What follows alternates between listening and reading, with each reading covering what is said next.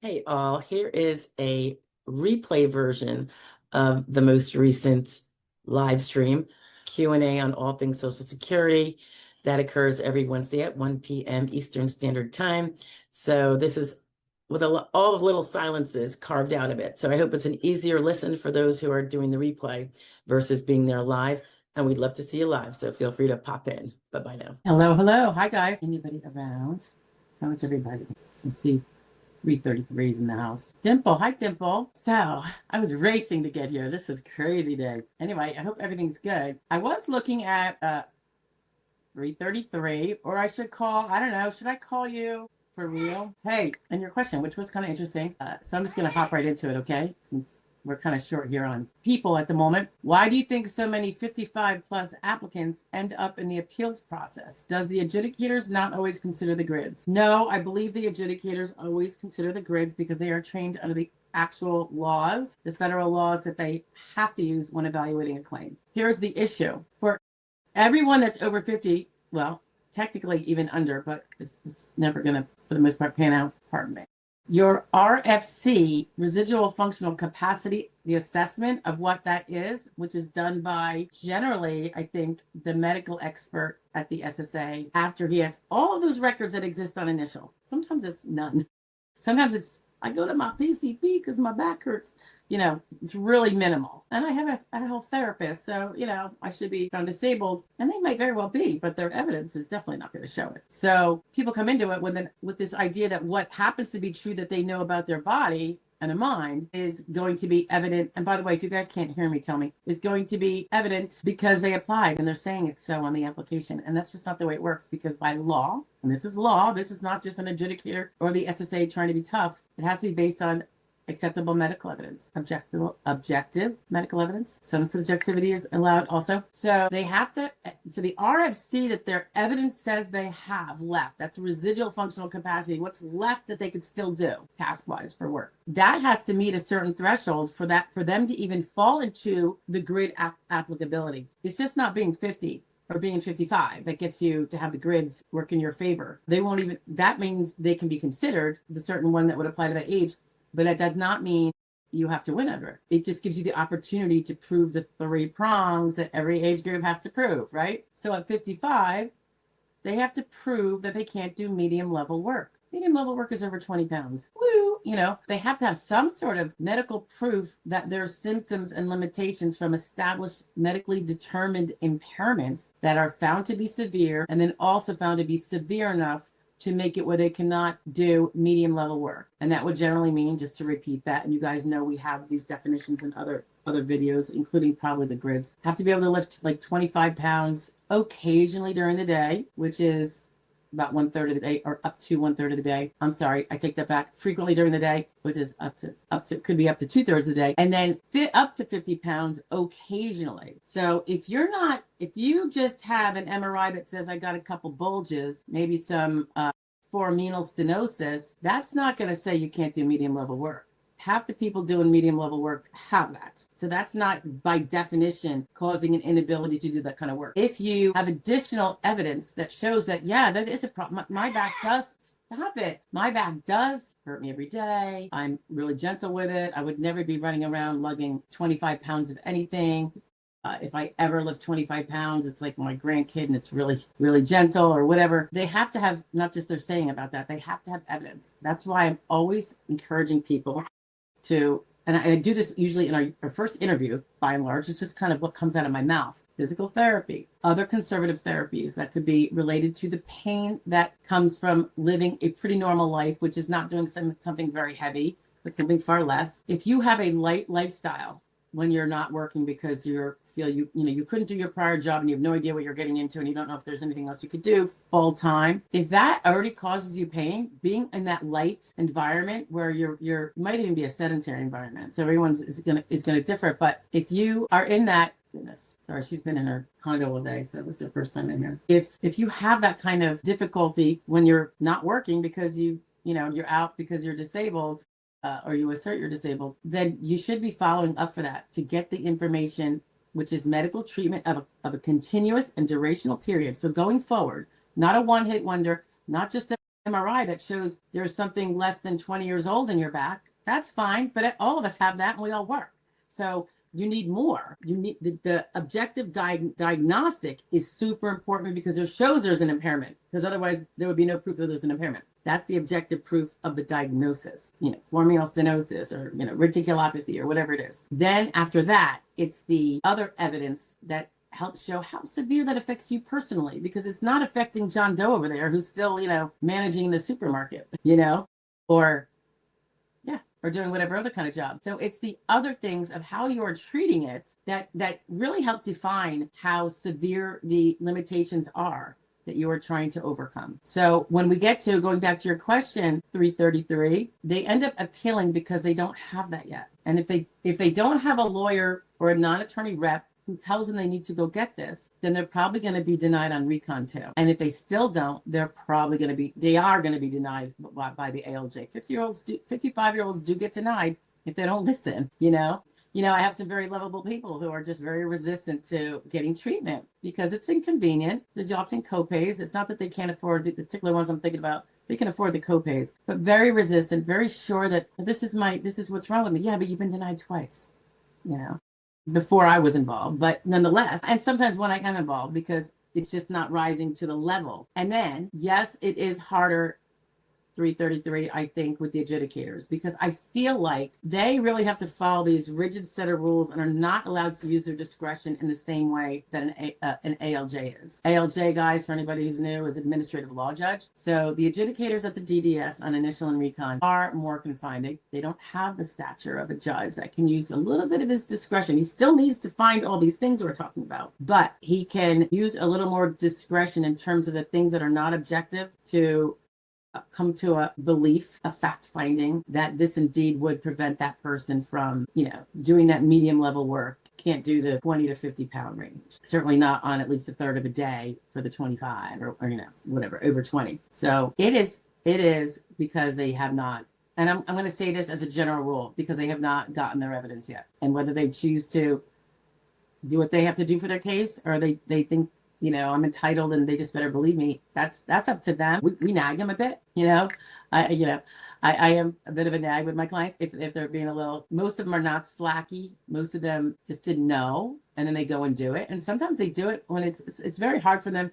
Transportation can be a problem, particularly for the single people. And I mean, if they don't have insurance and they don't come from some money or have a bunch saved, one of the first things we talk about way back on their first conversation is, so how are you going to pay for your treatment? Your follow-ups, where you can do your complaints to your doctor, not even just physical therapy and stuff, but where you just want to complain about your limitations and your pain. Be the grumpy complainer with every medical provider you see. And that's true of physical or mental. And you can do mental complaints to your physical too. Like if your concentration and focus are just not like they used to be, and you feel like you can't even remember a short set of instructions, much less define details of what you used to do for work, where you could just bounce around and do that mental multitasking again. Start talking about it, because the more you mention it, the more it's going to be more likely to show up in more records. And the more it shows up in records that you complained about, the more credible it becomes. It's just human nature. It's natural. It's common sense. People that are troubled by something, talk about it.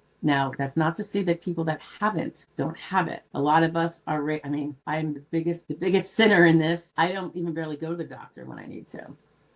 And my sister gets on me all the time. She says I need to. I don't necessarily think so. But, something that's pretty acute for me to go to a doctor, and then I'm telling them about it. But not about all the other little chronic things that are limiting. Nothing about my body is like it was when I was 20. You know what I mean? Nothing about my activities are like, I was a pretty active youngster. But if I had a claim, I would have to change my ways. I would have to be the whiner. And I say that jokingly, guys. It's not really whining. It's just being honest with the person who's supposed to hear it. So, all right. I went off long on that, guys. But it's just so important. And I guess because I've been feeling a little bit lately, more clients than I usually have are in this hesitant thing where they don't want to go. Part of it is like a reclusive thing. Some of them are just feeling very reclusive. We all start feeling, not all of us, many of us start feeling this way as we get older. I know I love being at home.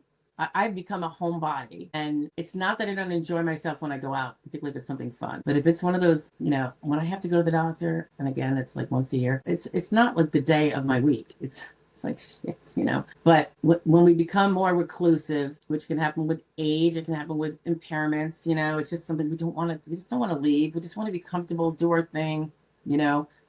And that's when, part of the problem of it's not going to be out there then in the medical records because you're not doing it. And then when they're out there, they just want to get to the appointment and they keep their mouth shut. It's not going to be helpful. So we nag quite a bit about it and how it's got to be continuing ongoing treatment. If let's say you had PT and you're still in troubles, but they discontinued you because it wasn't working or your insurance doesn't pay for anymore, you still need to follow up with your orthopedist. He's not going to see you every month, obviously, but it might be every 3 months, but you need to, and I will say this again and again and again, make that appointment before you leave the last one. Make it, because you're going to find that when you wish you had it, now you got to wait 7 months for an appointment. I can't drive it home more, guys. Our healthcare system is becoming like Europe or like Canada in a way. It's becoming so long waits for people with good insurance, people with Medicare, people with, the VA is supposed to be decent, right? Not so much. Medicaid, forget about it. Now you're really on the wait list. It's, because it's not even like a profit motive for them to hurry up. So it's hard. So I say be diligent. Make sure that for all the impairments you have, get your specialists, get your referrals, and make the appointments with the specialists. Do what you got to do. It will pass. And once you prevail, once you've proven it, you can pull back a bit. You do it in a strategic way. Not the way that, if you get a CDR, it's going to scream improved. But you can definitely pull back quite a bit. But right now you're building the proof. Once you have the proof and you've proven it, that stuff doesn't go away. It proves that you were. The CDRs are just proving that it didn't notably improve enough for you to go and get a job. And usually by then you pass another age grade anyway, and it's harder for the SSA to say that you've improved enough to get a job now at 55 versus 53 or whatever. And for the young people, it's even harder, however. Anyway, so that's my thoughts on that. Get your treatment, and the 55-year-olds will have zero problem. I had 2 this week, in the last 2 weeks, 33, that one on initial, and one on initial so fast, there's no fee for me. Well, it was a long initial, I might add.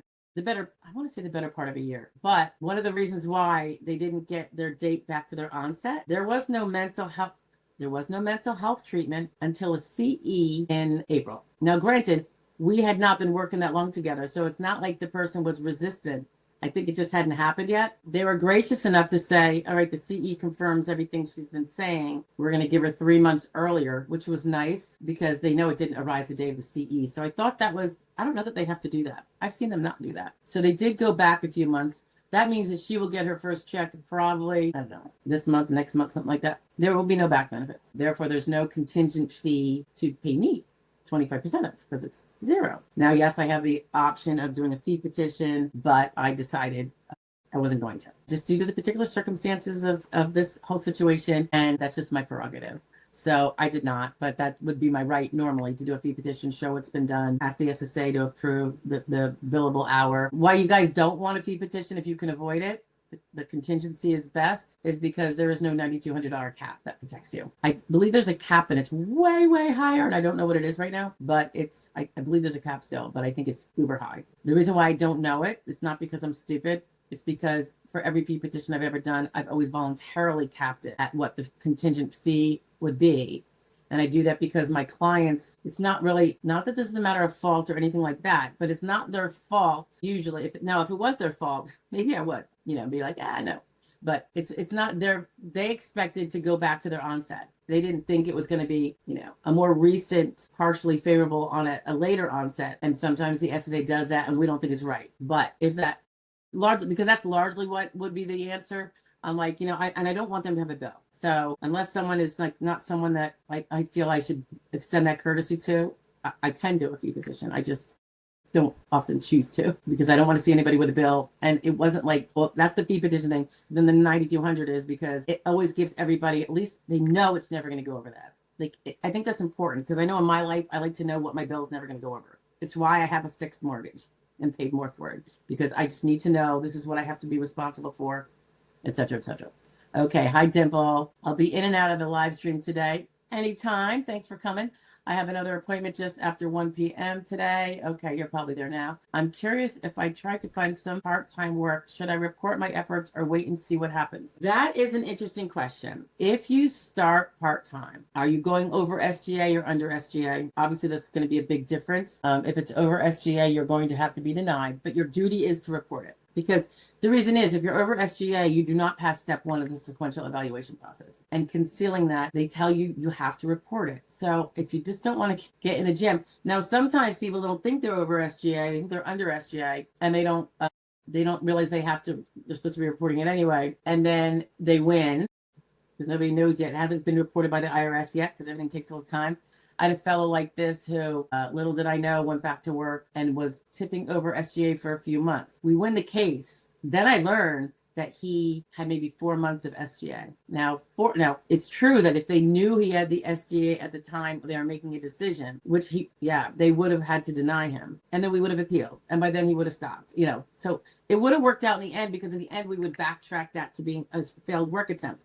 We did that on appeal, but it would have interrupted and caused the appeal. So in his case, he had already prevailed. So this could be a problem, except it wasn't for him because, and I gave a little spanking, like, you didn't tell me you went back, remember your initial paper, I don't know, you have to tell us if you go back to work so we can make sure you're not screwing yourself. So in his case, those months were, let me try to remember, were they over TWP or over SGA or both? Over SGA is always over TWP. So for sure, he already used up a bunch of his TWP. I do think it was SGA, but it was still very part-time. And they just found that, when they review it, it's SGA, but it's not, the disability didn't end, and he's still in his trial work period. So he could have earned $10,000 a month. Actually, he didn't, but so all that affected the way that the numbers I keep in the background while he's collecting. So that if he does any more TWP months, eventually he's going to hit 9 in a 5-year period, and he's going to bump out of his trial work period. He's going to be an extended period of eligibility for 3 years. The first month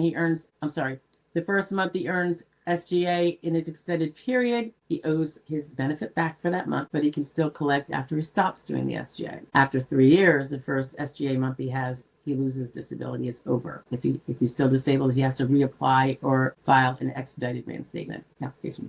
So whether you should report it, if you're under SGA, there's no reason not to. They are going to look at it. Yes, they're going to see that you could do something or whatever. And then your medical records, which is why you want them hard, and excellent, with all those complaints all the time, including, hey, I went back to work part-time, doc, and it's killing me. Don't know how long I can last, right? Because if it is, it is. And it'd be nice to have that in the medical record. I always say err on the side of following the rules and being honest. So if you go for 2 weeks, do you have to do it within the first 2 weeks? I don't know when would be the right period of time, so that gives you a little leeway. Is it the first day you're on the job? I don't know, because what if you're not going to make it through the whole week? So probably, I wonder if the SSA would say, no, the very first day we need to know.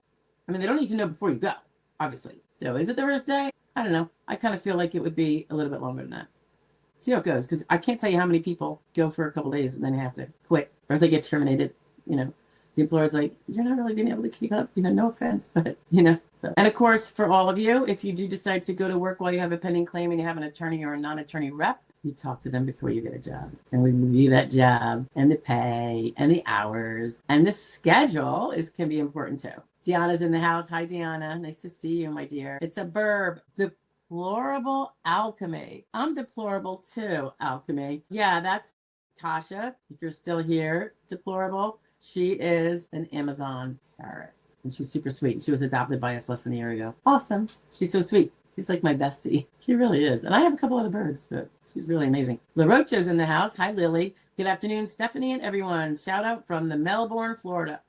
LaRocho, my daughter is in Florida this week. Her and her friend got an Airbnb. Trust me, they can't afford it, but because they really wanted to do something special, I think, before they get really serious about, working. She just graduated high school a year ago. But yeah, I forget where they are. I know they went to SeaWorld, and they went to some other place. So it can't be that far. I mean, I don't know. I forget the town. Is there a Davenport or something? I don't know if that's where they stay, but anyway, they're having a good time. She's still there. They drove. Deplorable says, I just filled out my adult function report. It was so nerve-wracking. I watched a bunch of YouTube videos for guidance. I hope I did okay. Yikes. Well, if you watched the whole, I'm not even saying the whole. If you went to the playlist that we have and looked up the numbers that were known to be a little filled with landmines, depending on how you answer it, I'm sure you did fine. Michelle. Hi, Michelle. Michelle's in the house. Good morning. Earth One's in the house. Good morning to you too. Marie's in the house. Physical therapy is now $50 a visit, and you go 3 times that is costly. I know. Everybody's insurance is different. It is. I wonder if there's a consideration for Marie.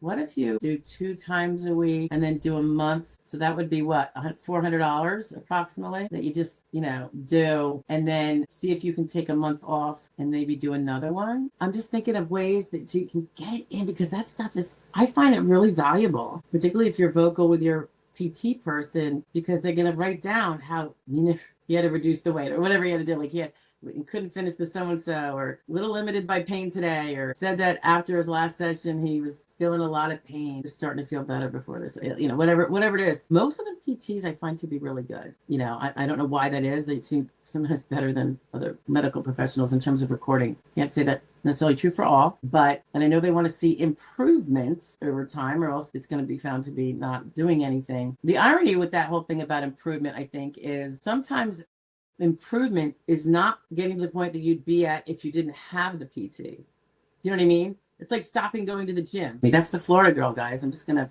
she's forgetting what day it is. So yeah, if you could, what if you arrange it differently so that you maybe aren't doing, that would be, what is that, 600 a month, 400 instead, and then I just don't go once a month, or what? I've seen that where someone's going like once a month or once every 3 weeks. And I'm like, that's not even in the medical literature as being remotely helpful. So how dare a physical therapist, schedule it that way? I don't know. I question that.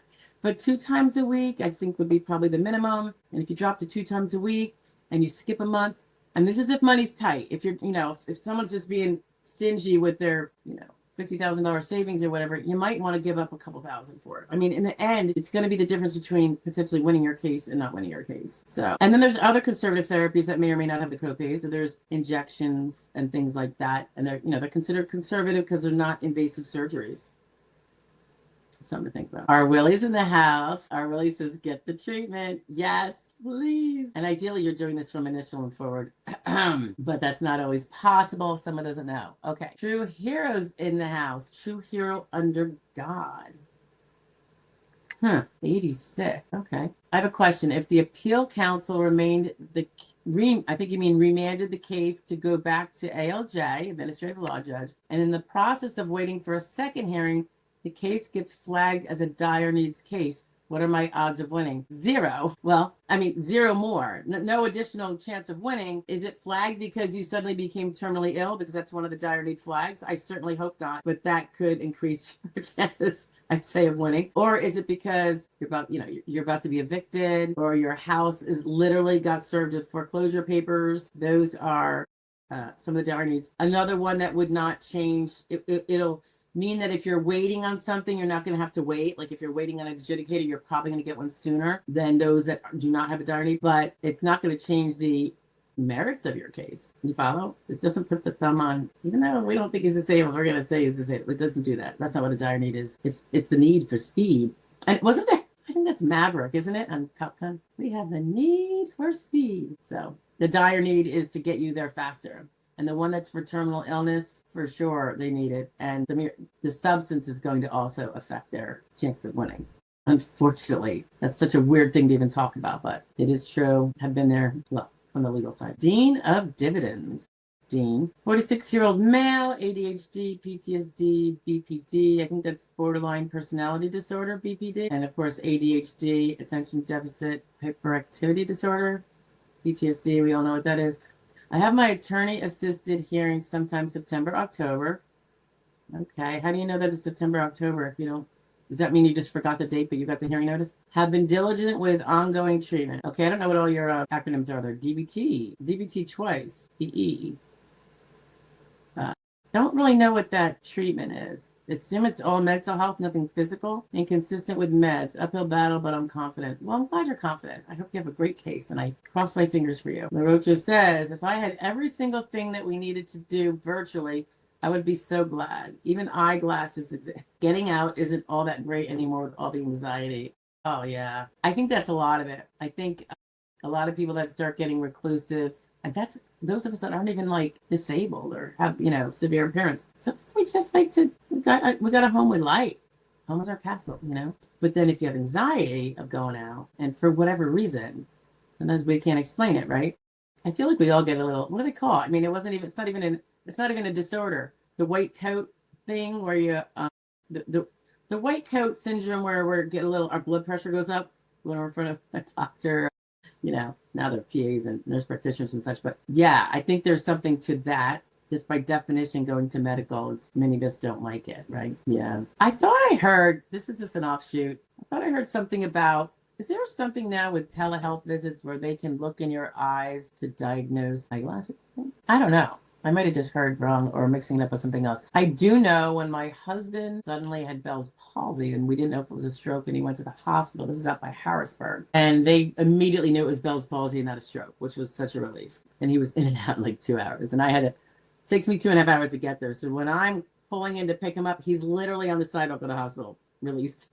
I'm like 2.5 hours out. Woo! I mean, that was a panic trip because at that point I didn't know what they were going to find, but that was in September of 2024. But anyway, they did have a consult with a neurologist, even though they were fairly confident. Even the EMT, the people that picked them up in the ambulance were pretty confident it was Bell's palsy. They did the neurologist wasn't in the hospital. It was all on video. And he looked at certain things. I don't know if it's the way he moved his eyes and his face and stuff. The face you could see, but I think it had to do with the eyes too. So makes me wonder. Phone is just going off the hook. I've got phone calls after this. I'm gonna try to do them today and not wait till tomorrow. But yeah, anxiety, staying home. It's definitely a thing. Got to get over it for your claims. You just have to pull it up. It can be where some visits are telehealth. I would say you can't have all the physical ones that way though, because they need to actually do the physical exams, the strength, like those kind of things that seem minimal, but they're physical. And also, but some of those I remember having like my daughter with her asthma, one of those was, it was a follow-up, so she wasn't giving her a breathing test or anything. And it was for asthma. So it wasn't like she had to hold my finger, or get her undressed. So that was a telehealth, and it just where she got the complaints more, and what's better and how things are working out and stuff like that. So I think it can work for physical, but can't always be for physical. So you have to have those follow-ups, and you go to, when you have to go for a blood test, you got to go for blood tests and things of that nature, or other diagnostics. Mental health is much easier by telehealth, and I think that's great because a lot of people, it's the mental health reason why we don't want to get out. Most of us are, I think most of you, all the workers, are used to working with a little pain. So getting out because of the pain isn't the major deterrent sometimes. I think it's the hesitation because of the mentality of doing the whole thing. So that can make a telehealth mental health treatment really okay because they're not physically need to examine you. But I think if you can do it on video is better than doing a phone visit. Astronomically better. They can see your expressions. Either way, they can hear your voice, but I think a lot more is going to come off about your demeanor, your mood. Our faces tell a lot. Our posture as well. William S. is in the house. Hi, William. William says, hello, everyone, and good afternoon. Good afternoon, too, William. I just wanted to ask, this is William, what the process is for getting my information from SSA. Do I need to supply a thumb drive? No, but it is a big headache, as many here can attest to, right, guys? What you're going to want to do, I assume you want your whole file, and you have a right to get it, and they're going to try to tell you don't. But there are POMs themselves, POMS, the Program Operations Manual, that says otherwise, and that's the book they're supposed to follow. So this would be your field office, generally speaking, and the form is the SSA 3288, William. Now, the SSA 3288 has legal misinformation. They will say, you can't just tell us you want your whole file. You better tell us which documents you want. Totally false. Totally false. If you need it, and any of you guys can do this, email assistant@joydisability.com if you need the form for getting your file from the SSA. I will share the one I would use. You will note that it has some, like a square added in there that says, according to POM so-and-so, you can't deny me my whole file. And I get the POMs number. And I actually attached the POMs, the actual section. So it's going to be, instead of the one page of the 3288, it might be 5 pages. But we also attached the part that says, yes, no, he does not have to have it on a CD. Because who has a CD reader? And I will tell you this, I bought multiple CD readers back when I didn't know this early on. And even back before they could do this. And half the time CDs don't work. It's just CDs are antiquated pieces of junk. It's ridiculous. So, or the person who burned it, they left off half the stuff, or they thought they burned it and it's empty when you get it. I'm not kidding. This was more often than not. So in my opinion, do not want it on a CD. And so on the form I use, we've also smacked in there no CD. I have no reader. Here's the email. You can email it to me, or if you prefer, and according to Palms, they can do this too. They can send it to you to your SSA gov file. Now they're gonna, for some weird reason, these clerks want to email it to you if they can't use a CD, and sometimes they'll ignore you what's in a CD anyway. And what you do is up to you. But I have the Palms that says they can email it, and I have the Palms. I believe I have the Palms that says, I think it includes the part about sending it up to their account. And also, if you have a pending claim, they can't charge you for it. So given that, I would offer that. And anybody who wants to email, I would have it sent to you, because it's appalling what they do. And then you're probably still going to have to wait and still resend it multiple times. And I'd say if it goes over a month, maybe contact your congressperson and say, I've requested my thing. It was over 30 days ago. No. And if they try to charge you some astronomical amount, like $123, that's a problem too. They say they can do that if it's not a program purpose. But if you're a beneficiary or a claimant, I kind of think you have a program purpose. Hope that helps, William. But no, you don't. They're not going to put it on your thumb back. You're not even going to be there. Baxter Taylor's in the house. Hi, Bax. May 2016, coded with CPR stroke. Oh my gosh. Acute CKD. Is that chronic kidney disease? Acute seizures. Do I have a good case? That I couldn't tell you. That's 10 years ago. And I mean, that doesn't prove anything about now. So that tells me zero. What people need to know is, how are you in June of 2026? How thorough is your treatment? What are your limitations? What does your medical evidence say about your limitations? It's all about evidence of what you can and cannot do, today. That's if you're filing for today. If you haven't worked since 2016 and this is the first time you're applying, I'm not going to start making speculation on this, but obviously you're not going to be able to get money going back to 2016 because there's a 12-month retroactivity limit. But Russ is in the house. Russ Dubravich. No, I'm saying it wrong. Dubravich, 31. Hi, Russ. How are you? Nice to meet you. I don't think we met. Hi, I live in Utah. I have dual until 65 age, or someone who has SSA or SSI. I don't know this question. I don't get correct. What is my limit of monthly income if I will try working for someone not to lose DAC? You have dual. So I think what you're saying, correct me if I'm wrong, Russ, you have DAC. So you are a disabled adult child and you have SSI. So your DAC is low enough where you're still under the SSI max, and so you get the balance from SSI. Okay, I'm not going to give you the exact figure, but for DAC, you want to stay under SGA for sure. That changes every year. I think this year it's $16.90. For SSI, it's a whole nother story, because for every $2 you earn after the first 65, so you will be losing $8 of SSI. So you're going to have to do that little math, okay? I can't do it right here while everyone's hanging out and looking for answers. So just do the math. Well, if I work $10, it'll be $5 off, and then work your way up. If you're only getting, say, $300 of SSI, and if you make $665, which is under SGA and under TWP, so it's not a bad amount, $300 should come off of your SSI. So if you're only getting $300 worth of SSI, that will be gone. Now, if you're on Medicare because of the DAC, you probably also have Medicaid, right? If the Medicaid is based on your SSI, you might lose it if you lose your SSI, right? So, and I'm just telling you things to think about. So, do you need your Medicaid? Medicare is better in my opinion. However, sometimes the Medicaid pays for the dual, right? You might have Medicaid paying your premiums, which is super, because the premiums are, I don't know, what are they guys now? 200, and your copays, if so I hate to say it, but you got to be careful with that. You do. If you don't need the SSI, then, not the SSI, the Medicaid, then it wouldn't maybe matter so much to lose the SSI, because you could make a ton more, let's say you're able to make $1,000 or $1,300 a month. It's under SGA. It's almost under TWP, but it's not. I think that's still closer to 1,200 or something. But you could really keep that full 1,200, and plus you keep your DAC, and you're making more than if you're just on DAC and SSI. So you got to really run the different scenarios and what kind of money it's going to be, and if there's any repercussions of things you're going to lose. Russ goes on to say, married until 65 age, or someone has SSI, or what is my limit? Okay, so we answered the first question. I was married until 65 age. What do you mean married till 65? You're going to get a divorce at 65, like the birthday present? Or someone who has, was this like a double question? I think it is. Sorry. I think we answered it, right, Russ? I know sometimes you don't see your thing and so you're going to repost it. It's no problem. I should have realized that it was a dupe. George Graham's in the house from Punta Gorda, Florida. Hi, George. Good to see you again. Share, like, and subscribe, he says. That's true, guys.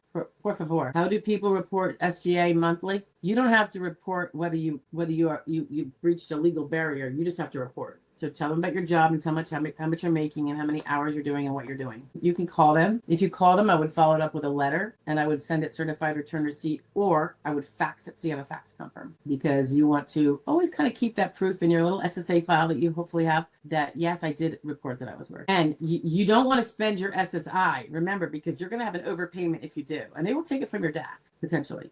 So like if you do work, and like I said, let's say you work $465 and they are going to, they're going to dock you 200. Just don't spend 200 of that SSI you get, right? Just put it aside, put it in a savings account or earn interest, don't spend it because you're going to have an overpayment. Now it gets a little tricky with the SSI and I don't know how to answer this. Well, I can't keep accumulating that money because then I'll be over the resource limit for SSI. So I would tell them right away, maybe send it back right away. And I know that's easier said than done. They do need a better system. And I think they're working on it.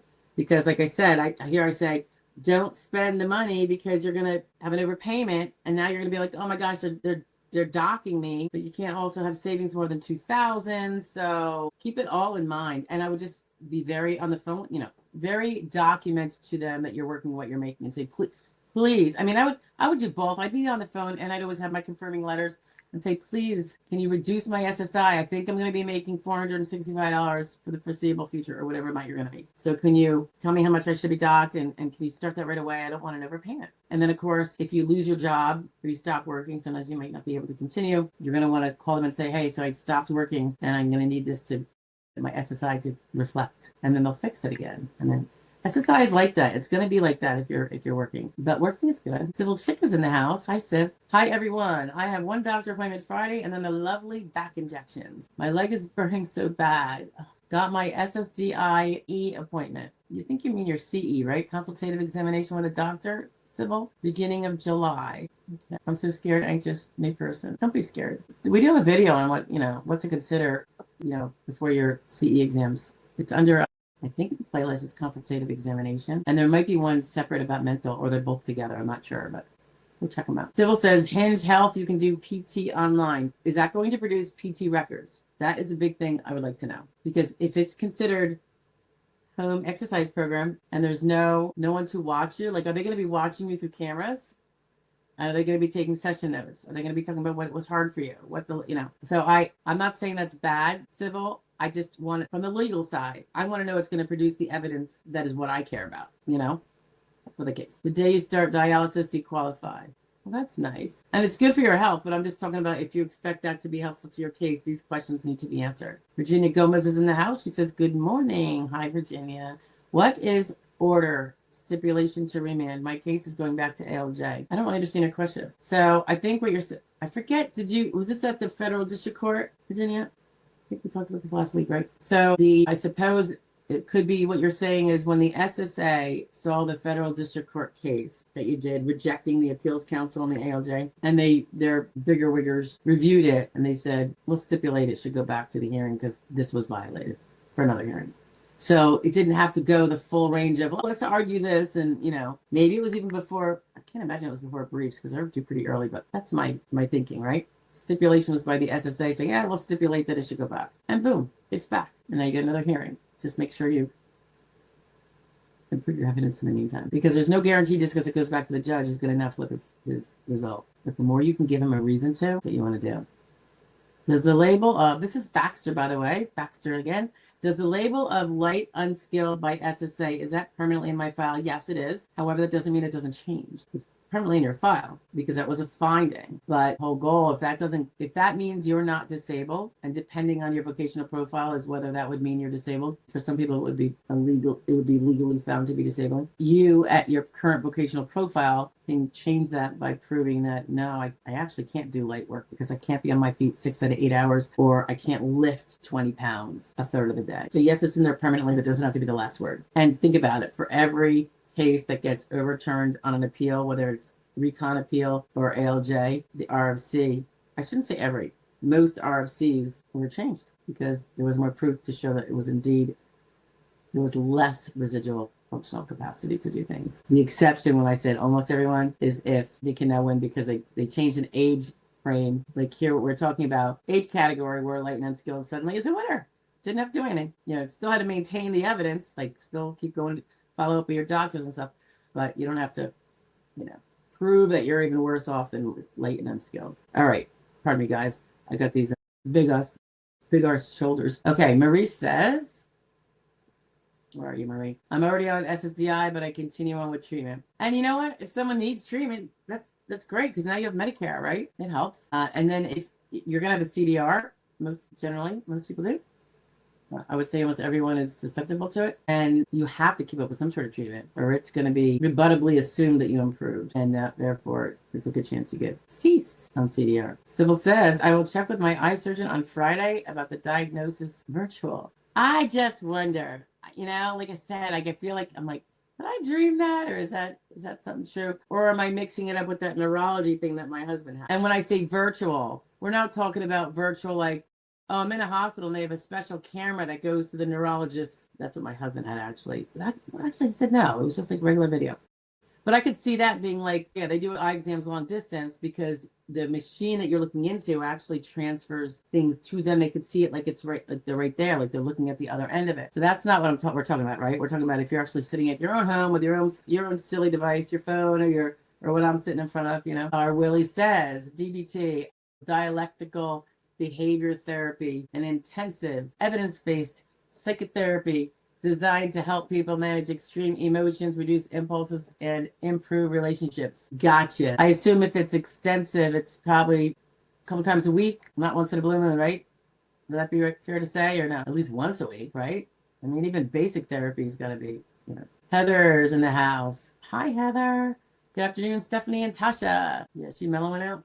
Yeah, she's taking a little nappy after a snack. Is it harmful to switch PCP during the appeals process? I don't think so. The only thing I would avoid is if getting the next one means a 6-month bump out or something long. I would stick with the PCP you have until you get that next appointment where it should be anyway, ideally. I found one accepting new patients that also offers counseling mental health for her primary care. Interesting. So does that mean your PCP is also a mental health professional or is she just going to pretend to be? So what is that? It goes on to say to her patients, I've been unsuccessful finding a mental health provider that accepts my current insurance and accepting new patients. Have you looked across the country? Can you do that? I mean, I know licensing is state by state, but I'm just wondering if telehealth, I mean, did you call your own insurance company and find out all their mental health providers too? Instead of, you know, cold calling, so to speak? Try to do that. I know it's a nightmare. Joe L is in the house. Hi, Joe. I don't think we've seen you for a few weeks. Hello. Filed in March. Still in step 1. Step 1. And waiting initial application to finish review stage. Ugh, such a pain. So it's hung up at a field office. Your field office is slow and incompetent. I have a few of those in my roster, unfortunately. So frustrating. I turned 60 at the end of July. Will SSA consider my age as 59 or 61 review starts? Whenever they're adjudicating it is the age they're going to consider you. So if they're adjudicating it in July, then 60, right? 60 years young. Our Willie says it's used in intensive outpatient psychotherapy. Yes, we're talking about frequency though. Like I said, when I see people that are going to mental health therapy, when they say they've got serious mental illness, that particularly if they're saying it stops me from working, and they're seeing a therapist or, you know, a mental health professional once a month, twice a month, that's generally not what one would expect for someone who is so demolished by their mental health problems. I mean, honestly, some would say we would expect them to seek inpatient, not even just intensive outpatient. But if it's going to be, some people won't go inpatient, and I understand, then that outpatient should be very robust. I mean, the kind of intensive outpatient that my clients have gotten, and that's been where they are in group like 5 days a week, sometimes 3 or 4 days a week, and it's like a 6-hour day. This isn't like you show up 45 minutes and you all say hi and my name is so and so and I drink too much. It's not like that. It's very supervised because these people really are troubled, right? And they go home and they're home for the weekend or whatever, and then this is like their full-time job because that's how seriously impaired they are. It's a little bit about optics, you know, and what other humans who are the adjudicators are going to see. If they see a a therapist that says, my gosh, he's really on the, this person's on the verge of, so lucky he doesn't have to be in an institution right now. That's how paranoid he is, or how this is, or how that is. And they're only offering it twice a month. Every 2 weeks you go and you talk to somebody for an hour or whatever and have the dialectical. I'm just saying, I don't know that that's going to present as one would hope. I wanted to say Tracy Hearsay, but it's Tracy Hearsay. Hi, Tracy. Nice to meet you. I don't think we've met, but your picture looks familiar. Maybe we have. I just don't remember the name, the screen name. It was his eyebrows. I forget which way it goes, but if they can move their eyebrows, it differentiates bells versus drugs. Okay. It's funny because with bells, it's frozen. He was like half person on one side and half the other, which has nothing to do with the pain that comes, at least for him, and I think many others, because it's I forget, is it the 7th cranial nerve? I might have the wrong ear. He gets this pain. This is like a year and a half out now, almost 2 years, that I think he always has a low level, and he's had headaches his whole life though. So I think he's very good at pretending, just moving on, and he's got a good job and everything. But when it gets intense, God, it just breaks my heart because he'll describe it. It goes like around the side of the skull, through or over the ear, I think, and then it'll go into his face. And no, all the neurologists are like, nothing we can do about it because that's the way it is. Well, B12 shots help him. They don't cure it, but they make a big difference. And it turned out he was had 0 B12 in his system in some blood tests early on. So it makes me wonder, I'm one of those, I know medicine doesn't care to discuss it because they can't make a lot of money off it. But does a low B12 chronically, perhaps? Who knows? It's not like he's ever been tested because they don't test us for that. I don't know why they don't test. Apparently, it's a fact that as we age, we have less. So I don't know why. They'll test me for cancers that don't run in my family and when I have no symptoms, but they're not going to test me for something that's chronically a problem for people. I don't get it. But anyway, so now he gets B12 shots, and we don't even do them through insurance. We have this hydration hub, which is it's probably a franchise, maybe not. I don't know. It's run by a bunch of nurses. It's in my town. It's not that old. It's been there a couple of years, probably a few years. Super nice people. You just set up your appointments and you go, and B12 might be like $25. It's like one of the cheaper ones. And you just get a quick shot and you do that. You can do it every week. We try to hedge them, but I think with insurance it was like 30 or 25. So why not just skip the insurance and the hassle of all that, and since you're paying out of pocket that amount anyway, just go directly to them. So super nice. And they have a ton of other stuff, but then the price starts changing. There's some really expensive things that you got the money, one could consider. Dean of Dividends says, he's talking to R. Willie. I don't want to interrupt. Wait, he's talking about the diagnosis, PE. Sorry. Yeah, and I think R. Willie, I didn't give you enough credit when you were explaining that. Prolonged exposure. Yeah, through complex traumas. Yeah, so it all sounds like it's all different variations almost of a PTSD, but worse, maybe. So True Hero says, true hero under God. That's sweet. So by me showing documents showing that I'm behind on mortgage, not behind, no, I said eviction or foreclosure. However, you can present what you have and see what they say. You definitely want to present the evidence. If you haven't received a notice yet, they might not do anything with it. And the reason I think is because there are times when people are behind in their mortgage 3 years and the mortgage company has not opted to start the foreclosure process. And the reason why I think that might happen is because the house is always better lived in than left abandoned. Houses abandoned, if you guys noticed, they die. They start to die. It's so weird. You could see it I could go by a house that's been 1 year since there were inhabitants, and you can tell. And I'm not talking, if the lawn's been cut, I'm not talking about the lawn. I'm talking about the house. If the house has not been touched, it's weird. Suddenly the gutters hang in or the shingles this, and it's just weird. So I think they know that even if the guy's not paying, that real estate is going to survive better with him in it. So now, why don't they just foreclose and get it on the market right away? I don't know. But this was definitely a big issue. And in fact, it was probably advised by many people, for people who are having money problems, they're like, just don't pay your mortgage in. Since you're going to lose the house anyway, you need your car, or you need that medicine, or hold that money and save it to go buy something else, or rent something, But so people would be holding on to their mortgage money for 3 years. That's a lot of money to save, isn't it? Just if you have it when they sue you for it, you might be barred from spending it. So you might have to, I don't know, talk to a bankruptcy lawyer or something, or a debt specialist. But I don't know, it was just interesting because people would be like, I haven't paid in 2 years and they haven't done anything yet. And so they'd be pocketing that money and saving it because they know the chips are going to fall. So maybe they weren't saving their whole mortgage because they didn't have it all, but they're like, if I have a $1,200 mortgage and I only have 1,000, the mortgage company say, send 1,000. And they're like, but they're still gonna boot me. So I'm just gonna keep the whole darn thing, see where it goes. I mean, I'm sure there's different reasonable minds on what to do. And every case is probably different. Official Mid Williams. Hi, official. Nice to meet you.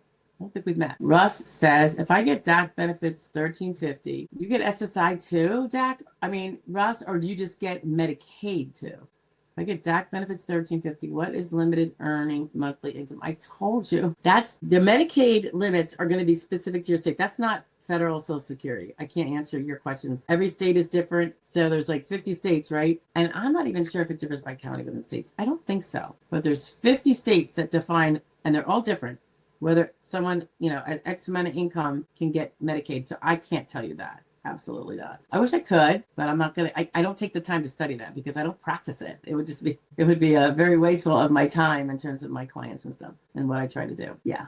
So I can only tell you how it works for SSI, which I think I already explained about. Christina is in the house. Hi, Christina. Good to see you. Hello from California. Civil Chick says, images come on CD when I request them from our hospital here. Yeah, so the SSA is not interested in your images. They want the interpretive report from the radiologist who interpreted them because the adjudicators are not radiologists and neither is a judge if you end up going to a judge. So make sure you have those. They're presumably in the records. They don't really care about the images. Can't use them. Official says, I'm on SSDI for a psychological disability and I do 1099 work where deductions reduce my net. You mean business, right? Like self-employed business expenses are the deductions you're referring to? Because that's what reduces your net for Social Security purposes, right? The bottom of your Schedule C is the net, right? After you subtract all those expenses. How does Social Security factor that into my SGA, and when should I expect a review? Can't tell you when to expect a review. That would be your diary date. You'd have to find that out from the SSA as particular to you and your case. However, with regard to your 1099 earnings, it's going to be your net earnings from self-employment, which is generally the bottom of your Schedule C, that when you file your taxes, that is the number. So that's the number you want to legitimately keep under SGA. Ideally, you keep it under TWP if that's possible. However, they also are going to be looking at your hours and your duties and what all you're doing. That's because when we're self-employed, sometimes we could be working 40 hours, but we're only showing $1,500 a month, which is under SGI. So, you know what I'm saying? Like the IRS gives us a lot of write-offs. So, potentially business expenses that are legitimate. Some people try to grab more. I wouldn't do that. But also, you definitely want to make sure your hours. I would, if you could keep your hours under 10 hours a week is ideal. That's not really a carved in stone, necessity, but I know if you hit 80, it's going to be considered a trial work period month, regardless of your income. And 80 is like half time. So that's pretty up there. Like when I see people working part-time at 25 hours a week, I know an adjudicator is probably like more than half time. So while I like my people to try to keep it under 15, some people do 20, it's all going to depend also on your duties. Are you doing anything official that contradicts what you said you couldn't do? You give a psychological disability. Let's say you had a fear of talking in public as part of that much bigger thing. And then your job is, speaking to a big mass of people. You know what I mean? Like it's part-time. Yeah, but you're doing exactly what you say you can't do. So I'm assuming that's not the case, but just throwing it out there. Always make sure what you're doing is not inconsistent with your claim. And the irony, and that's just for optic reasons, because it still doesn't mean you could do it full time. But how much you want them digging and questioning is I think, what we try to avoid, because it's stressful to be fearful of a CDR. And I don't think most people need to be. But when it comes to working, just be careful. And I think it's great that you're working, by the way. I love it. Adam says, hi, Adam. Adam's a fave. Adam's in the house. Hope you're all doing well. Yes, I hope everyone's doing well, too. After 65, get married. Not if you're going to be on SSI, Russ. If you're going to stay on SSI. Did you know, Russ? I don't know if this would affect you. Probably. No, what I was going to say won't apply to you. If you're getting SSI and you get married, I think it doesn't matter that you're 65. Okay? I'm going to double check that, though. I've never heard that does, but 65 does come with some weird things. But I do not believe so because SSI is needs-based. And if you have you can get married, but if your spouse has income that puts you, because some of it's deemed to you, over that limit, then you're done for. And what you need to look up is, since DAC has limitations on marriage. So you need to think long and hard about that. All right. Will you be getting your own retirement? I don't know how old you are now. If you probably haven't hit 62, or if you did, you didn't have any Social Security of your own, possibly, or did you? Because at 62, if you're on SSI, you largely have to take your early retirement. So, but at least you get off the SSI and then you can hopefully get married. I'm curious, are you thinking, Russ, that there is an exception to the DAC rule about getting married to a non-disabled person because you turned 65? I mean, I put that on my list too. Look that up too. I never heard of it, but these things don't come up very often. I'm just looking at note. I have a lot of notes in here that I've never followed up on. No offense. It's just, there's a long list and it's so very busy here. Mental exam. Yeah. Yeah, we do have, go ahead, go and check those out. It's a playlist. Consultative examinations, and there might be one about mental health. That might be separate playlist, but I know it's also probably in the consultative exams, generally speaking. Okay? The bigger one. Russ says, if there is no SSI, but only SSA, SSA is not a benefit. It's an administration, Social Security Administration. So that doesn't really make sense because of DAC benefits. Okay. I think what you mean is Social Security, not administration, Social Security benefits, which happen to be DAC, which is, yes, a Social Security benefit earned by your mama or your papa, usually. Getting married after 65, or someone who gets SSDI or DAC, I may not lose my DAC, marrying an SSI individual. Yeah. You know what? I think it's a disabled individual collecting, but I can't swear by it. So when you're talking about an SSI individual, that's possible. I just can't swear by it. I don't know that age 65 has anything to do with it. If you do, let me know. That's pretty cool. I'd like to flush that out a little bit more. That the DAC restriction, if you think it ends at 65. I don't know that it does. But again, we don't represent people at 65. Not on DAC anyway. Or never have, I should say. KJ's in the house. I was contacted by SSA about DAC. By the way, guys, we're an hour and 15 in.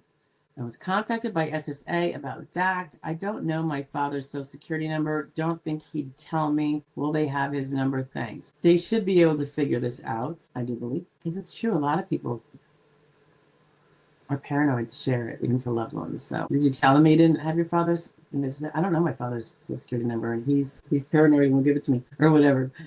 I think I even see on like divorced people when they file, it'll say, did you have a spouse you were married to for 10 years? Yes. And you give the name and the information. The reason why they ask that is because you might be able to get they want to check to see if you can get a bigger benefit should you win than on your own record. So it's to your benefit. And they'll say, do you know his Social Security number? And there's a spot that says, I don't know it.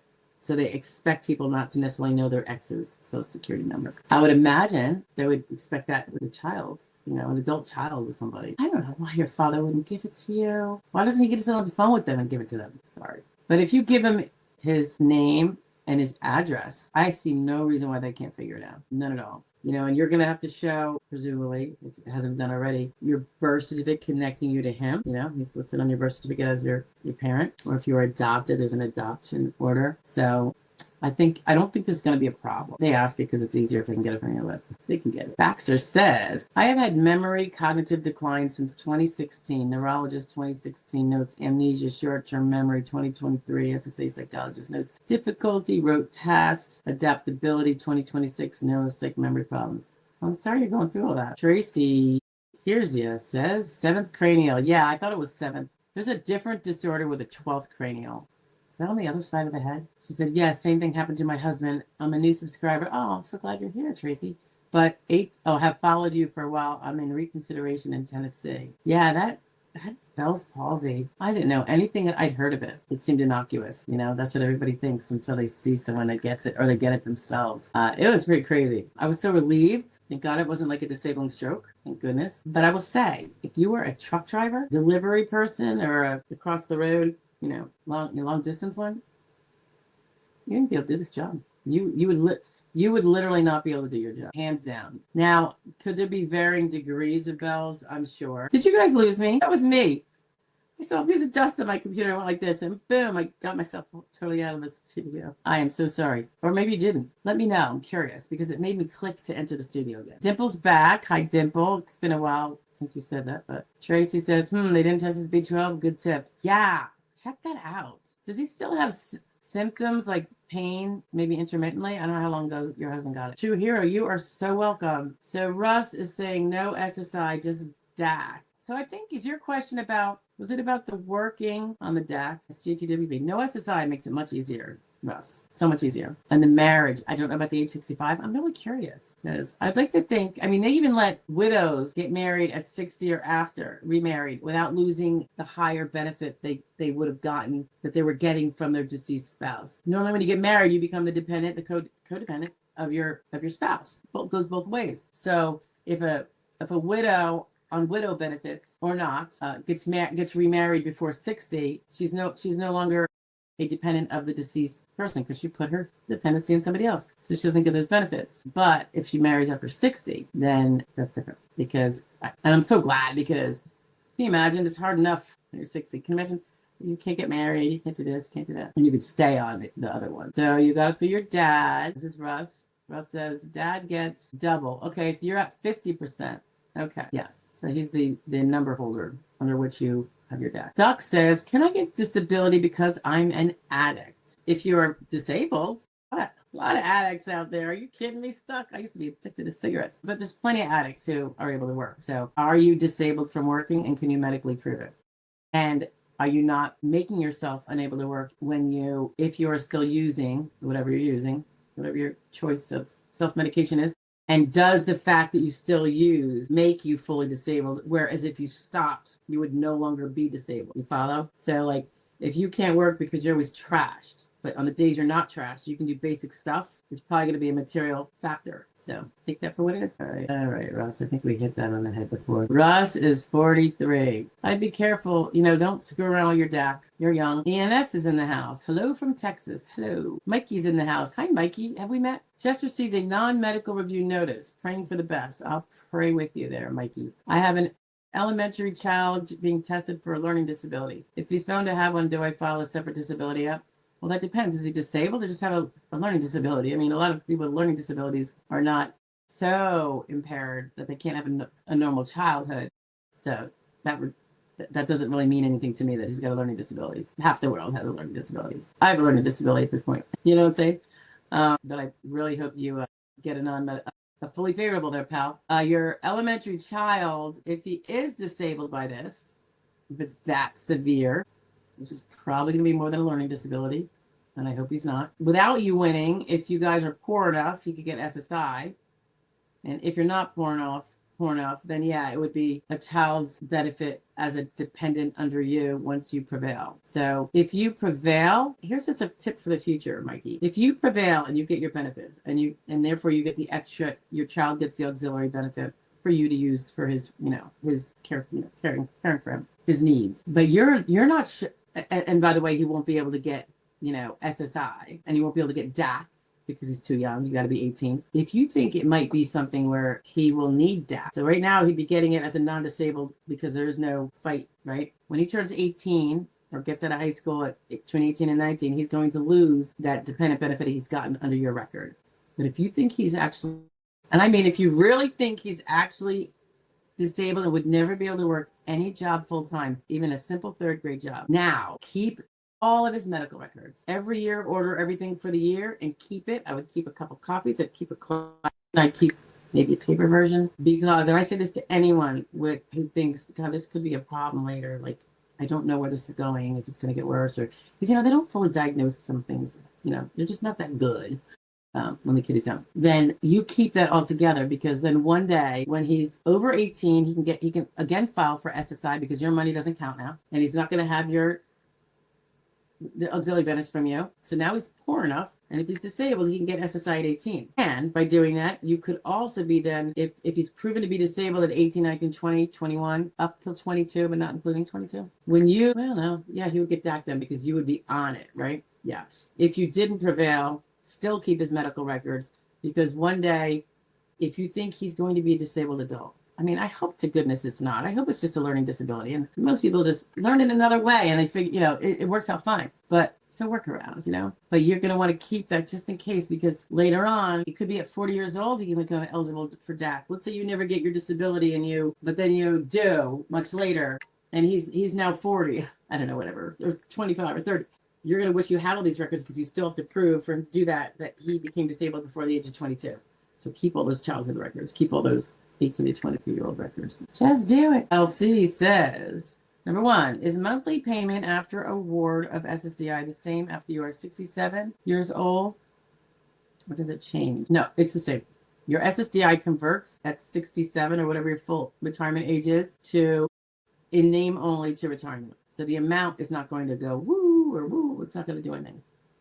Number two, when CDR is due, does SSA send only the 455? If you're very lucky, it'll only be the 455. And if health not improved and no work done, is it enough for SSA approval? If you get the 455, they generally think that you probably haven't improved, but they want to double check because statistically it's more possible than for a medical improvement not expected person. So if health is not improved and you've been still going to treatment, visits, and you haven't done any work, then it is likely going to be fine with CDR. Yes. If you get a 454, the longer form, I can't really say the same about that. It's a little more of an inquiry. He's back. So I did black out, right? Yeah, that was totally me and my clumsy fingers. And just stupid. Like I see a dust, so I have to put my hand on it. I don't know why. I mean, I don't know how that ended up being took me to the studio, but it was me. No, it wasn't you.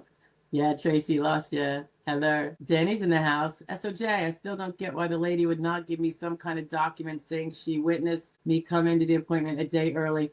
Why would that be a big deal when it was so simple? Why? Because they're not that nice. I guess also the fact that you asked for it means you have an underlying motive, right? So, why would someone say, oh, I came here yesterday by accident. Can you give a note saying I came here? Does she even know you came there yesterday? Did she see you? I think that's maybe when you asked her for it. But if if the goal is to prove that you have poor memory so that it'll help convince the judge or something that you have poor memory, they don't want to be used and played like that.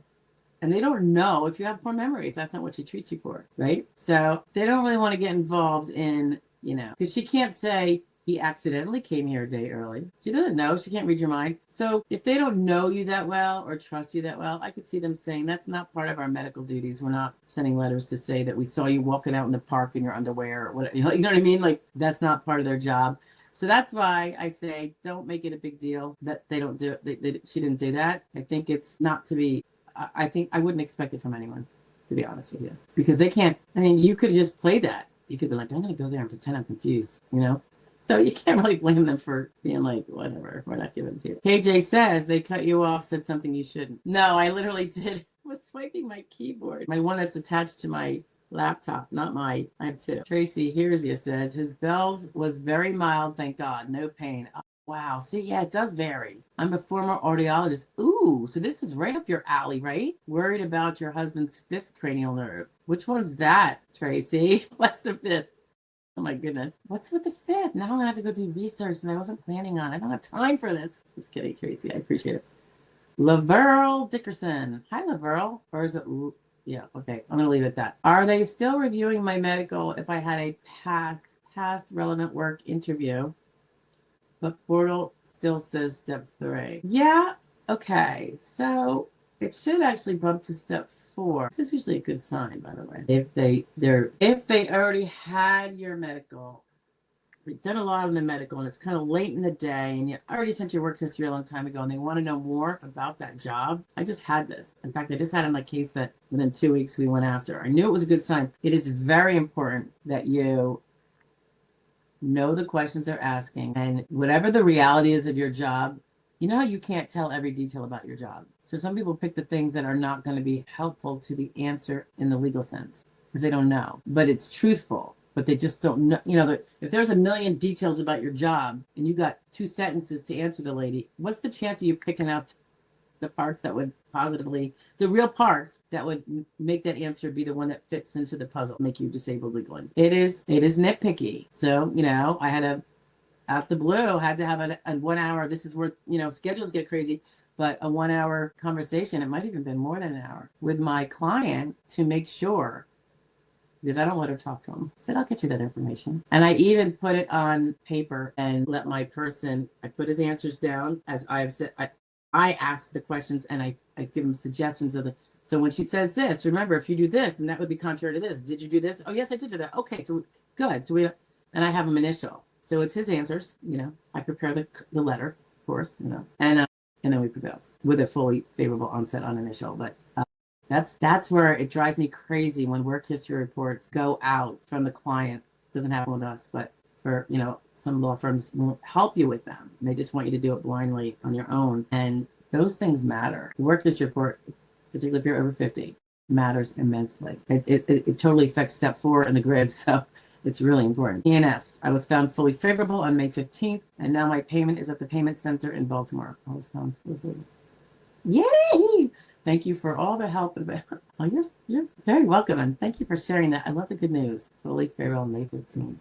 It's been a few weeks. Good for you. Makes for a better summer, wouldn't you say? That money should be flowing soon. Mikey, you are very welcome. I was gone for 10 minutes, Russ, right? I mean, 10 seconds, yeah. Yeah, because I was hustling. I'm like, oh, shoot. I just saw that. Heather says, I apologize if you get multiple incomplete evaluation forms from me. Oh, gosh, did you send some? For some reason, when I go to a different screen to get information, it backs me up and I have to start over. You're talking about...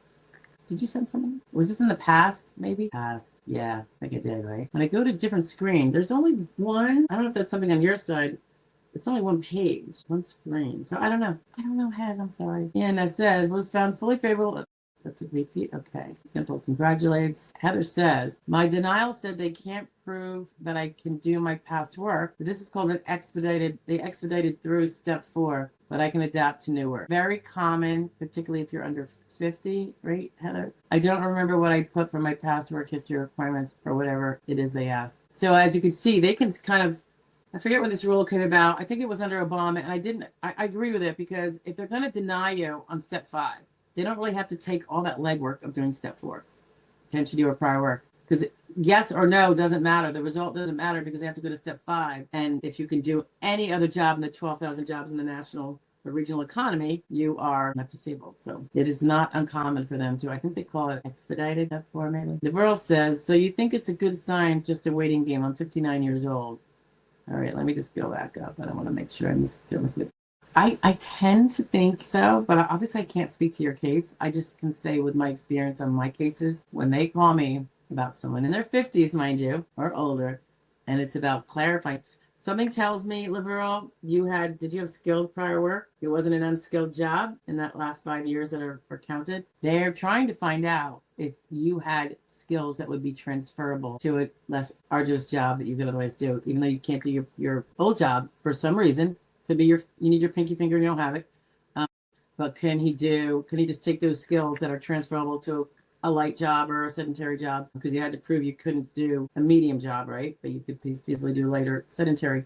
And they want to know if those skills are transferable. And so that's what they ask usually about, did you supervise? Did you write reports? Things that can be done at a desk job and some other, job. So it usually works out, on how you answer those questions, of course. You give them a lot of transferable skills. That's why, the skills are transferable or they're not transferable. And usually skills are transferable, but not always skill jobs. Also, can you personally transfer them? Like, do you not have any cognitive things that would say, yeah, I used to do that 3 years ago, but since then my anxiety makes me like scatterbrained. And I can really remember yesterday, much less that. And if you have medical records to that effect that you've been treating, consistent, not just, snapshot, I went to a doctor once and told him I have, distractibility, anxiety. If you treat with mental health therapy and there's ongoing, yeah, he's had this for quite a while. And because remember, there's a 12-month duration. So if you don't have 12-month duration, you can be definitely screwed. So I hope it works out for you. I really do. If it doesn't, email me. Congratulations, ENS. Yeah, that's awesome. Heather says, here's the work history I had. I haven't completed it yet. I'm still working on it. It's when I switched my screen on the evaluation on my phone. Yeah, phones. I don't know how you guys work from the phone. I really don't. Go to my medical stuff. User error on my end, not the website. I'm such not a phone person. I don't like having to look at a little tiny screen. I mean, it's horrible. I mean, I have big screens. I have 1, 2, 3. Diana says, what are the steps 1 through 5 that you're talking about, Stephanie? Okay, Diana, let me tell you. That would be the sequential evaluation process, SEP. I call it the SEP. I don't know if anybody else does. And it's 1 is about, is she working SGA currently? Because remember how to even file, you can't be working SGA. 2 is, does she have medically determinable impairments, diagnoses, and is at least one of them severe? If no, if question number 1 is yes, she's working SGA, you're denied. If it's no, you go to question number 2. Question number 2, does she have medically determinable impairments? Yes. Next question, step number 2, are they severe? Is at least one severe? Yes. Then you get to go further to 3. Do any of those severe medically determinable impairments meet a listing? Yes or no? If it meets a listing, game over. Boom, you're disabled. If it doesn't meet a listing, which is probably most people, so never hang your hat on a listing, guys. Always work up your residual functional capacity and all that medical evidence of a durational, ongoing nature for this big battle. So if you don't meet a listing, then they have to ask, well, then what is her residual functional capacity? Since she doesn't meet a listing, what else, what can she do despite that severe medically determinable impairment or impairments? And that's where they have an RFC developed, and that's usually done by the medical expert at the SSA who gets your whole medical file, because they can't really make that decision. So they have all the medical evidence that they're going to use. That's everything that you've told them, all the doctors you've been seeing and have seen, and any consultative exam. And that whole file goes to the expert, and he looks at it and he says, okay, so based on this, I see she has a residual functional capacity for sedentary only. She can't do heavy, she can't do medium, and she can't do light because she has no feet. You know, she can't walk 6-8 hours, whatever the case may be. And then are there any other restrictions to capacities? Like, let's say you have an arm that doesn't work and you can't even lift your arm. There would be that would be a limitation to reaching, lifting, all these other things. So they get all that together. But the first part of that RFC, very important, is the exertional, which is the limited to sedentary or limited to light, limited to medium, or limited to heavy. I think there might even be very heavy, or there's no limitation to physical. If there's no limitation to physical, guys, you can't even make an attempt to use the grids, by the way. So I call that 3.5 after you don't meet a listing, 3.5, because it comes before 4. And 4 is, okay, given that RFC that she can only do sedentary and she has no mental, limitations, so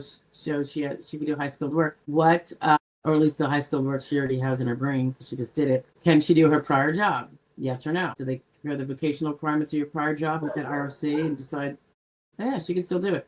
If you can still do it, you lose at step 4. That would be step 4 we're talking about. If they say, she can't do that prior job because that prior job was light, not sedentary, and we limited her to light. Okay, so you pass step 4. Now you go to step 5.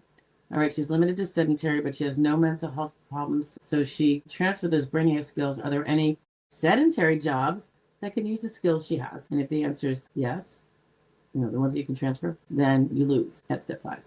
I feel like most people lose at step 5. If the answer is no, she can't do any of the jobs in the economy. And that's a very big, broad question, right? And there's 12,000 jobs. Yes or no is the answer, right? So if the answer is no, she can't do any of those jobs, then you win. So that's step 1 through 5. Sequential evaluation process. I have a playlist on that. You need. Tracy says, 5th cranial nerve is a trigeminal. Is that on a particular side of the face? I have had multiple trigeminal neuralgia patients, and I feel for them. And rarely, it's never ever been the only impairment they have. They've had other serious impairments. So I don't know if there's a connection there. Maybe it's migraines. I don't know, but not fatal, but very painful. Yeah, eating. Oh my gosh. It's heartbreaking because they do not, I don't understand why they can't do more about it. They can't find out more about it. I guess it's because it's not fatal, but the quality of life, what it does to somebody, they're worried about, research so people can get bigger boobs or change their private parts, but they don't put the money towards this stuff. I just don't get it. Sorry. He may have had bells, but what the nerve can cross, what the nerves can cross talk. I hope to God now. Like I said, this one alone, I'm sorry, it's this one. Wait, no, when he's looking at me, it's on see, I'm backwards with you guys. So it's on his left. His left is his bad side. So I think that's right. So they're not like symmetrical. It's not like the 12th cranial goes around or the 5th, right? Is it just one side? I don't know. Has to do with fat pads, myelin sheath. It really makes people with pain. It really hurts my heart. Tracy says, hope they have considered polyneuralgia. Again, not fatal, but very much affects quality of life. God bless y'all. I'm very empathetic to pain. Me too, Tracy. Because I know how it feels when I have bad pain, which isn't often. I have to always revert back to my gallbladder explosion out of the blue. And that's severe pain. And then being in a hospital 2 weeks later, out of state with severe pain, and whatever they were giving me in my IV was touching it, but not enough. In fact, so bad that after at least 24 hours of them they kept forgetting to come in and change it and all this stupid shit. I was clinging to my blankets the whole time for over 24 hours in my own private hospital room. And I think I wasn't breathing very deeply because it would hurt. And when they finally gave me the stuff that worked, and the surgeon apologizes like, yeah, sorry about that. I'm like, yeah, I think I told the nurse when she goes, hi, this was the ditzy one that was really kind of stupid. The other ones were pretty good, but she was in charge of me the whole night. how you feeling? I go, I'd feel better if I think I told her like hot pokers in my eyeballs or hot pins or something like that. And I'm not that kind of person that says that stuff, but that's how bad it was. I might have even said that in front of my husband. I'm not sure because I made him not come back. He did eventually anyway. He didn't listen to me, but I was like, there's no reason for you to be here because I'm just rolling around in misery. I'm writhing. I'm tensed up. I couldn't breathe when it all got resolved. Like when I got the right pain med, it was like 24 hours later. My chest was so constricted because I just been like this. Like, you know how you get like it's whatever it is, guarding or whatever. And I had to, it took me I would say a few hours to like expand and I have pretty big lungs, expand my lungs. I had to do it gently because it was a little painful. And my hands were so cramped up that took a while too. It was insane. Horizon. Because that kind of pain I had goes to your back. And that was the part that everything was just like, it was so bad. So I make myself think of that. I do remember contractions when I was pregnant and stuff many years ago, but it's not the same. I mean, that's bad, but you know it's going to be over and you're just waiting to have your baby and you're so excited. It's just so different than not knowing if your pain's ever going to go away. Heather says it's taken my case 22 months to get first denial and recon. Yeah. So you had long initial and a long recon.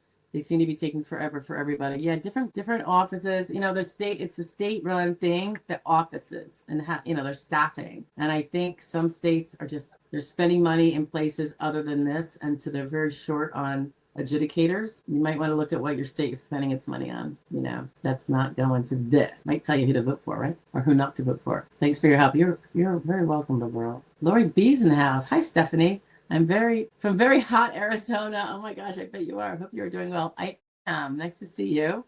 I don't think we've met, have we, Lori? But I hope you stay cool, like in the air conditioning. Diana says, did the person reviewing your case file ever call you from? Yes, for sure. And we have it in our letters, like, don't call the client, call us. He's not allowed to talk to you. And they ignore me sometimes, which is probably a violation of the law, but nobody does anything about it. I give them a little rash. But if you don't have an attorney, you are the person they're going to call. So for sure. So hopefully you just know the way to accurately answer the question. There's many ways, as I say, there's many ways to skin the cat. There's many ways to give accurate information. Because remember I was saying there's like a million facts about you and about that would be relevant to the question they're asking. And do you know which ones will be affecting the law they're going to apply to you? Like if you don't know what the relevancy of that question is, you're just basically like hitting a tail on a donkey when you're giving them the answer. It's all those are all truths, but you're not giving them the one that's going to favorably affect your case. And that's what concerns me about that. And it's usually they're asking about work, or sometimes they'll say, have you seen a mental health? I saw you had anxiety in your application, but I don't see any kind of mental health provider. And they want to know whether they need to work that up, because remember, you don't have to be severely institutionalized to win your case if you have a certain vocational profile, but you might need to just have enough reduced concentration, maybe to chronic pain or maybe to anxiety, but it's got to be documented and on a continuous basis for 12 months so that can be considered a disabling side effect that lasted long enough to make your entire case disabling, because you can't transfer those skills like I was talking about with the step 5 if you're trying to meet a grid. Lori B says, I'm over 60 years young, Lori. That's what I like to say because I'm right behind you. Very sedentary job. Me too. Extreme back pain, not me. From grade 2 spondylolisthesis, PTSD, anxiety. Would grid rules help in this instance? Absolutely. You've got the physical. That's the back pain. And I will say, spondylolisthesis is not the same as spondylosis. So if you guys see spondylosis in your chart, yes, it's an impairment. However, people who can work have spondylosis. So it's in and of itself, it's not going to be necessarily considered to wipe out physical jobs you need to wipe out. And grade 2 or 3, so it's not even grade 1. PTSD, I'm sure, and anxiety, I'm sure affects your concentration, Lori. You had a sedentary job. I'm suspecting it was probably skilled of some kind. It wasn't like an unskilled 3rd grade job. I do hope you have representation so you can make sure this goes right. Yeah. Because I think you could have a good case as long as there's that, the evidence needle threads, which includes like if someone calls you like they were asking about before, I think Diana asked, that that hit the wrong facts when you try to answer your question, given how many facts pertain. Okay, fibromyalgia, IBS. Those are the weaker parts of your case, fibromyalgia in particular. IBS, if you can document if it's severe, like going to the bathroom, it's usually the off-task time that's going to be the major thing. If you're going to the bathroom every 40 minutes and you're in there for a good 15, obviously that would interfere with a full-time job called off-task, you would be. And obviously thorough GI, following with GI, probably on medications. If you're not, then it's not severe enough to be really a big deal. And if it is severe, where you know that you are going to the bathroom a lot, and it would be then, and it doesn't have to be as much, by the way, as 15 minutes or 45 minutes. That was just an example that would be blatantly clear that you would not be able to perform any full-time job adequately, because you're just half the day, not half the day, but third day you're in the pot. A journal. And I mean like a little tiny notebook, or I always say Dollar Tree calendar, where it's only got your IBS stuff in it. So each day, a dot for you went, or even put a dot for, maybe have a PM side, an AM side, and a PM side for each day.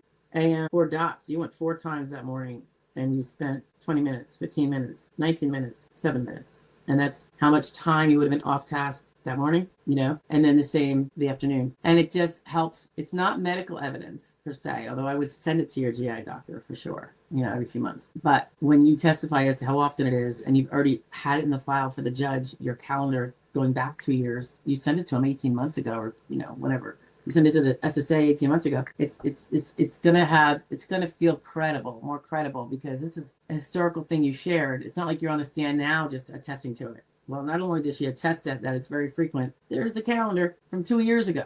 The borough says, one more question. How long after the interview do you get a decision? I'm in Alabama. What interview? Interview. I don't know what interview you're talking about. Lori says, I see pain management neurologist for migraines. Migraines too. Liver specialist for NASH. Yeah. Lori, I think my guess is you're in a good place. I mean, you have, obviously can't see for sure, but assuming they've documented well and everything's laid out, and you don't have transferable skills, or if you do, you have the evidence that shows you can't transfer them, I think you sound like you have a decent case. Heather said, she's telling Diana, let me pass on. Lori says, no, we haven't. We haven't what? Thank you. Diana's talking. Sorry, guys. I'm just trying to see who I can gloss over, because we're having a private conversation. We're at 2 hours, guys, so we'll be getting out of here shortly. Russ says, switching to Dad's DAC. So you're just switching to DAC now. I think 1350 would disqualify from SSI. Yes, it would, for sure. That's not even a question. And what do you think? Is it smart to stay on Medicaid plus extra help? My RXs are too expensive. If you can, if your RXs are not covered well by any Medicare plan, or prescription plan with the Medicare, if you can stay on the Medicaid, because otherwise a lot of your 1350 is going to be going to your prescriptions, right?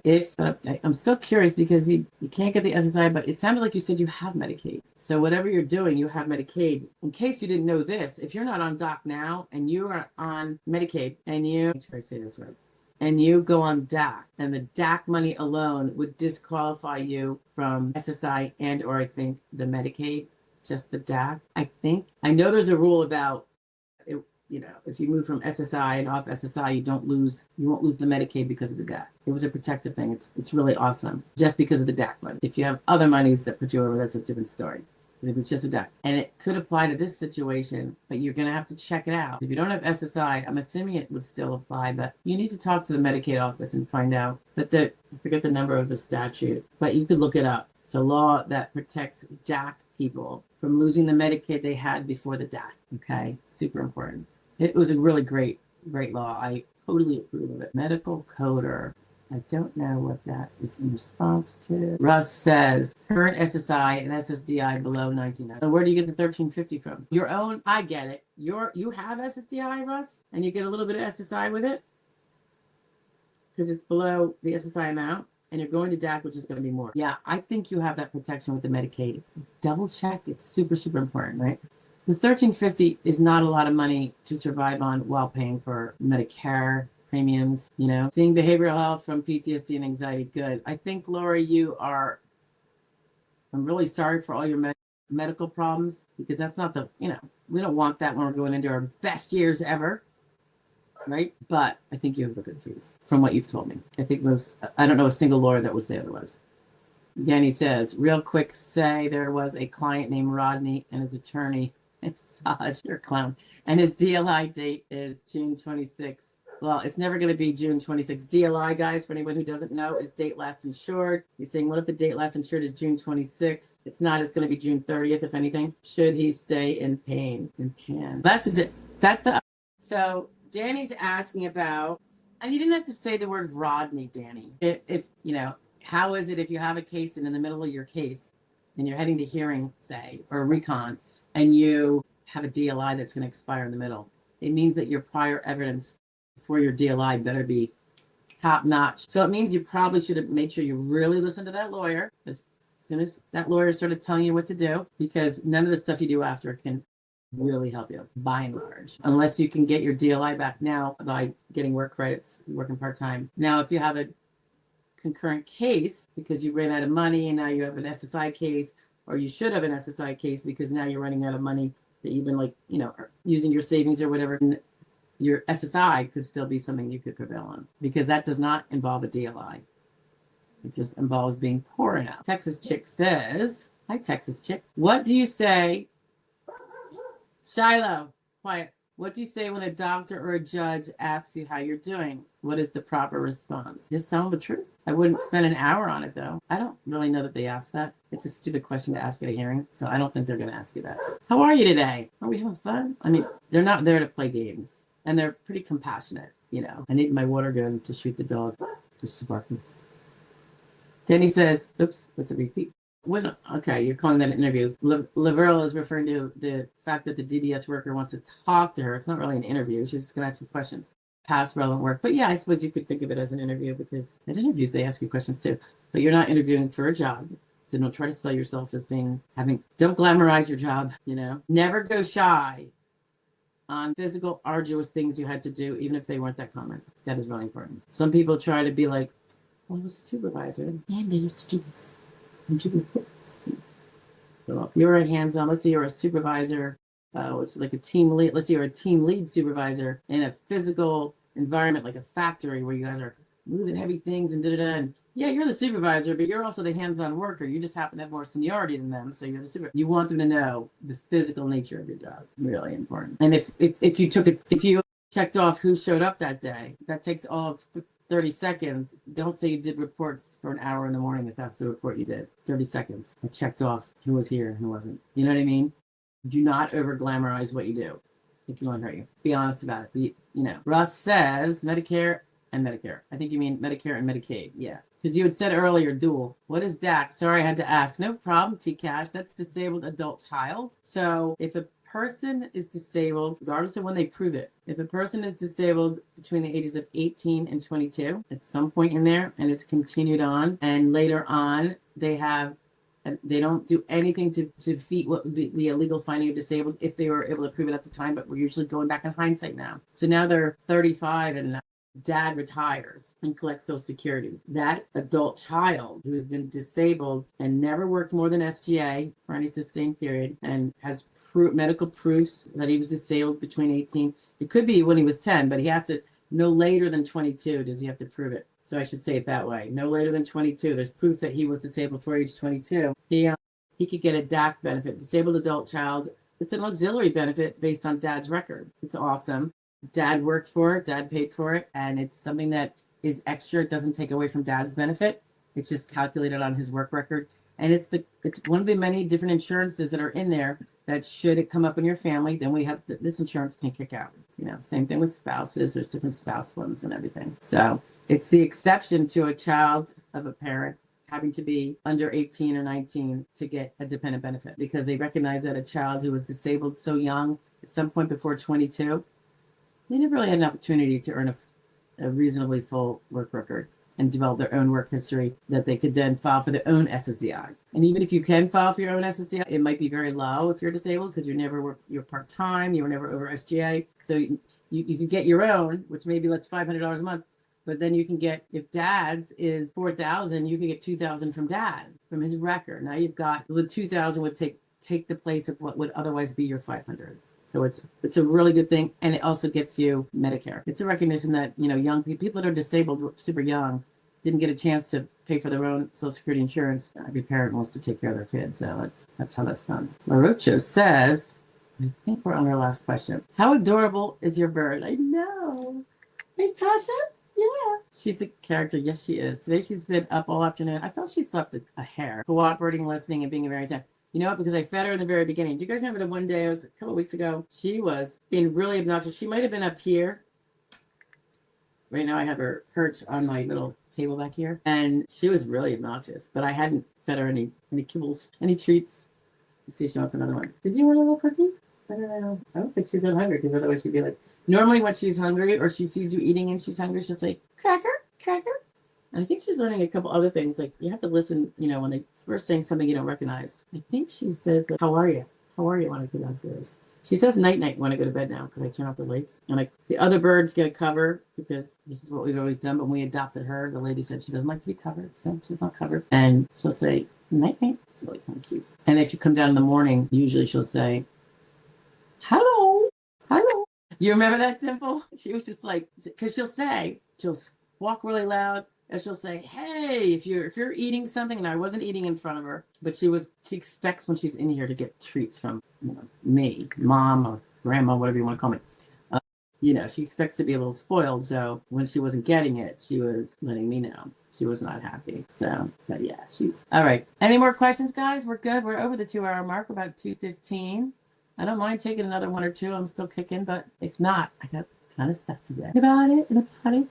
All right. Sounds good. Everybody have a great week. I hope to see you next Wednesday, same time, 1 p.m. Eastern Standard Time. And if you can check into our 12 p.m. pre-recordeds, T-Cash has a question. That would be appreciated because that really greatly supports the channel. Yeah, so that will be great. And I have a couple things in the works that I'm working on for some of the members. Not some of the members, all the members. I hope they like it. But anyway, Lori B., you're very welcome. And fingers crossed for you, my dear. You deserve to win. I could tell. T-Cash says, I'm just going to address this. Are lawyers required to take a case?